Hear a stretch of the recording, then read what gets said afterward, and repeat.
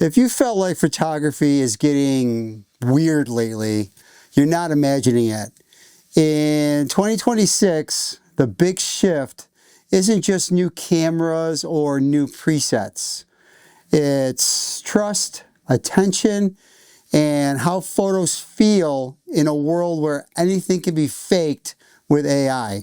Here are the trends you'll actually notice and how to use them without overcomplicating your photography. Hey everyone, it's Mike from Rogala Photography here. Yeah, I'm finally back. It's been quite a bit since I posted my last video.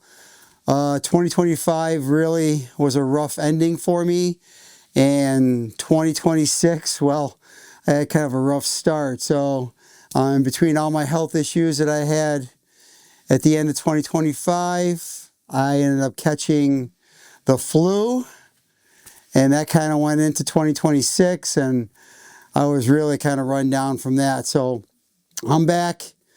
I'll be posting regularly now. So there we go.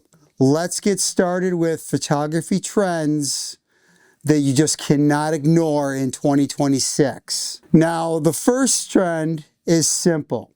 People want to know that what they're looking at is real. With AI images everywhere, a clean, believable photo has more value than ever, especially when you can back it up. Now, this doesn't mean you need to start arguing online or watermarking everything. It means keeping your original files, raw files if you can shoot them, shooting in a way that feels honest, and being comfortable showing that a photo came from a real moment. Even something as basic as sharing a quick before and after edit, or mentioning this is a straight photo with light color grade, will make people trust you more. Number two, natural and unposed. The overly staged, perfect, everybody's smiling at the camera look is fading. In 2026, the photos people connect with most will look like real life, messy, emotional, and unforced. Now, that doesn't mean that as a photographer you stop directing your subject. It just means that your goal shifts a little bit. Instead of building a pose, you're trying to create a moment. You're watching for reactions, glances, laughter, and all those small expressions that happen in between the official shots. If your photos feel more like memories than performances, you're on a trend. Number three, story sets, not single shots. A single good photo is nice. A set of photos that tells a story is powerful. That's a huge trend moving in 2026. Sequences. Think of it like this. Your viewer should be able to walk through the moment. You start maybe with a wide angle to set the scene, then go tighter a little bit, like for a mid-range shot, and then details. Then people, then closing a shot. This works for street photography, travel, family events, even product photography. When you deliver a story set, you look more professional instantly because you're not just collecting photos, you're communicating something. So basically, like I mentioned, start out with a wide angle using your wide angle lens to set the scene. Okay, so it's your environment. Then maybe like a mid-range, like maybe a 50 millimeter or so, maybe a little bit wider, to kind of close in a little bit to the area or the subject that you're going to focus on. And then you can kind of switch over to a telephoto lens, maybe like a 70 to 200, and zoom right on into your subject. And then depending on what your subject is, you can even go macro photography and really zoom into some textures. And then you put them all together and it forms a story that the viewer can kind of understand exactly what's going on and what your subject was feeling, what they were thinking, etc. Number 4, direct flash is back. Direct flash is making a big comeback because it punches through the boring, over-smothered look, or over-smooth look, I should say, that we've been drowning in. It's bold, it's gritty, it looks like a real moment happened. People used to treat flash like it was a mistake. Now it's a style. The trick is to commit to it though. Direct flash creates harder shadows and a more dramatic look. And that's the whole point.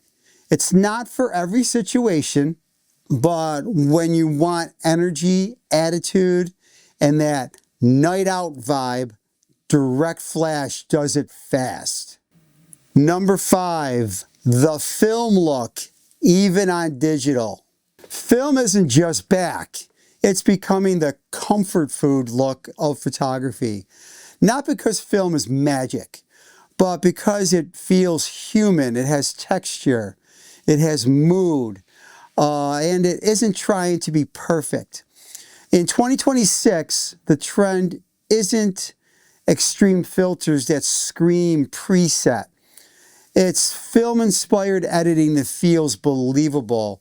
That usually means softer contrast, controlled highlights, natural skin tones, and a touch of grain.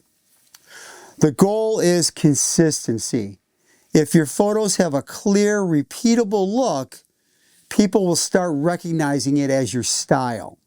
And that's when photography stops being random and starts becoming a brand. Now, you could do this in a couple different ways. Like if you own like a Fuji camera, they have recipes that are built into the camera. You can do it with Lightroom and kind of create it yourself.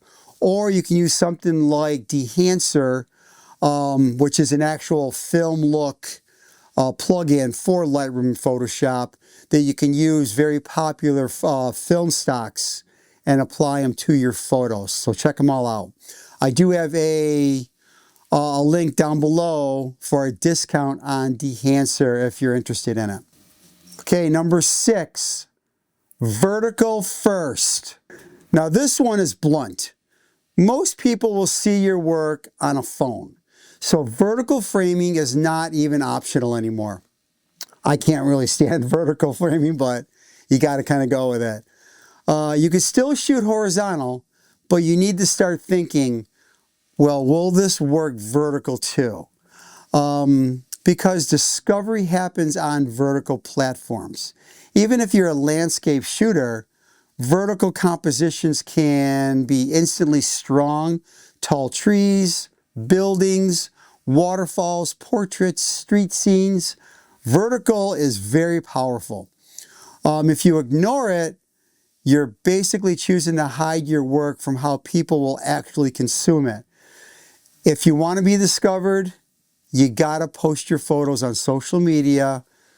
And unfortunately, vertical is the format used in social media. Number 7, photos with a tiny bit of motion. Another trend growing fast is the almost a photo look, subtle motion. Not full video, not like a cinematic production, but just a photo that feels alive. This might be a tiny movement, hair moving, steam rising, neon flicker, a train passing, maybe traffic and getting the lights in motion. It works because it grabs attention without asking people to commit to watching a whole video. It's like a photo that holds the viewer 1 second longer, and that 1 second longer is really everything now, especially on social media. Okay, number 8, motion blur on purpose. Now this one is related to number 7.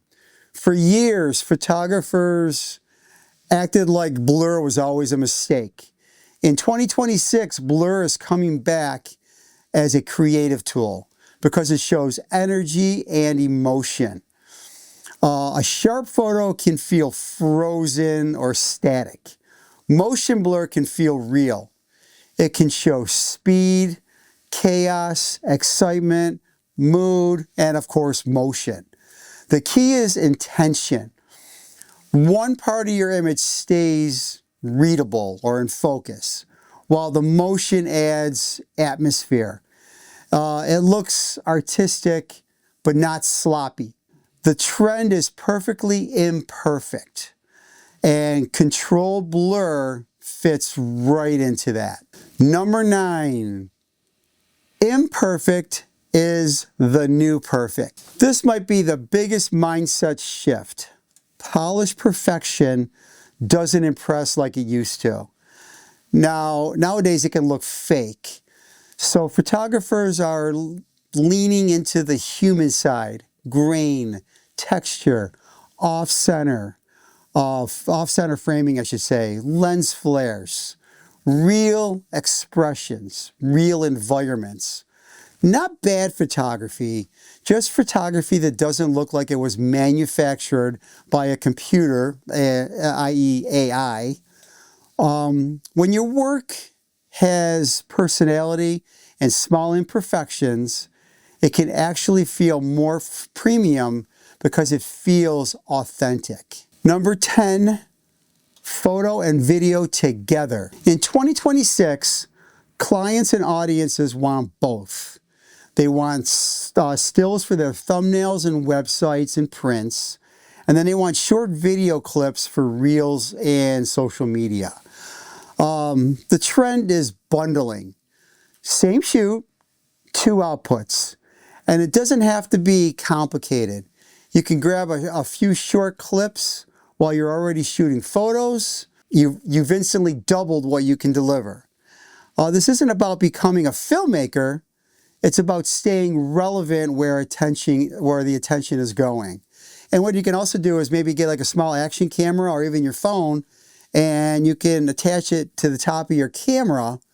And now at the same time, you can be shooting video while you're shooting stills, and then you can get that POV shot at the same time. And I'll tell you, it's definitely the trend nowadays, especially like with weddings, even portrait shoots, etc. Number 11, more personal weddings and events. Weddings and events are shifting away from cookie cutter coverage. People want their photos to look like their life, not a generic template like a couple mannequins that are dressed up in wedding outfits. Now that means the best event photographers in 2026 will focus less on the perfect posing and more on real relationships. Parents reacting, friends laughing, people hugging, small moments that actually matter. You'll still include the posed photos, but you got to make sure you have the real life photos as well. The trend is emotional storytelling. If your event photos feel personal, your value will go way up. And even if your gear stays exactly the same, your paycheck can definitely increase. Number 12, photography culture gets louder. And finally, photography as a medium is getting louder again. More conversations about what a photograph means, what's real, what's art, what has value. That matters because it creates space for personal projects. In a world of endless content, a meaningful series, something with a theme, a message, or a point of view can cut through the noise in a way that a random single photo just can't. Think about photojournalism. I mean, that is really making a comeback nowadays.